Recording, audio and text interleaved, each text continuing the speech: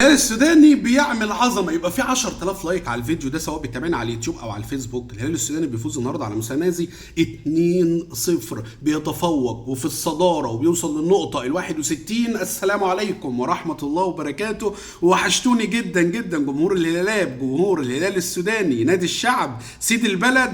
وحشتوني جدا، وعارف ان انا مقصر معاكم كمان على اليوتيوب، لكن انا عارف ان انتوا ما بتاثروش معايا بصراحه، وهتوصلوا الفيديو ده ل 10000 لايك. اعمل شير، صلي على النبي كده في الكومنتات، وتعالوا بينا نفرح، لان والله العظيم الهلال السوداني وحشنا.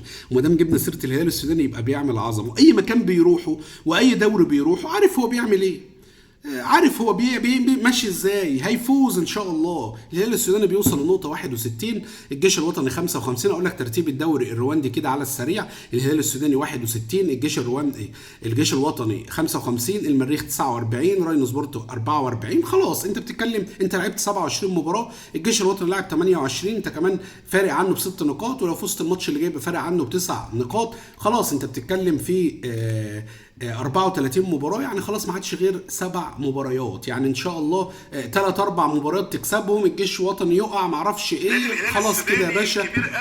شكرا. بص الفيديو على الفيسبوك دلوقتي كان بينزل وانا بسجل على اليوتيوب، لاني بحاول ان انا اعمل لك محتوى مختلف شويه، هنا خبر هنا خبر على قد ما نقدر يعني. فالهلال السوداني 61، الجيش الوطني 55، المريخ 49، راين سبورتس 44، نادي كيوفو 42. الهلال السوداني حاليا بيعمل عظمه. عايز اقول لك بقى موعد مباراه الهلال السوداني القادمه امام كيجيل هيكون يوم الاحد ان شاء الله 3 مايو. خلاص ختمها مسك الشهر ده، انت فزت، انت فرحت جمهورك، كتر خيرك يا هلال. وان شاء الله اللي جاي احلى، ويكون موجود في دوري الابطال، وان شاء الله الزمالك كمان يكون معاكم. انا كمان صحيح عايز اشكر كل اخواتي اللي متابعيني كمان على الفيسبوك وعلى اليوتيوب على دعمهم ليا لنادي الزمالك، سواء على قناتي على اليوتيوب اللي اسمها مصطفى جابر، او على صفحتي على الفيس الكبيره مصطفى جابر، او مصطفى جابر البديله. بجد والله العظيم انتوا بتعملوا عظمه معايا وفرحانين لي، وانا عارف ان كل جمهور الهلال السوداني او معظمه بيحب الزمالك زي ما احنا بنحبكم، عشان كده نفضل داعمين لبعض ان شاء الله الفتره اللي جايه. والزمالك انتوا شفتوه فاز على بيراميدز، وان شاء الله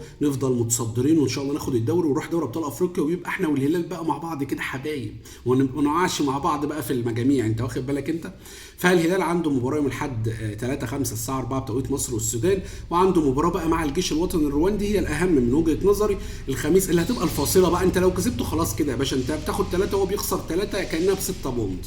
فالجيش الوطني هيستضيف الهلال يوم الخميس 7/5، ده هيكون الساعة 7 مساء. ان شاء الله الفترة دي اكون متفرغ لكم جدا، هنعمل كل الاخبار. عندي ميركاتو جامد جدا الهلال السوداني ولاعيبه بيدور عليها، اللي عايز يعرف الاخبار دي يتابع بقى، اعمل لي متابعة وشير واكتب لي في الكومنتات عايزين كل اخبار الهلال السوداني، عشان اعرف انت توصل معايا الاخر ان انا الكلام اللي بقوله مش بيروح هباء. فان شاء الله اللي جاي هيكون احلى.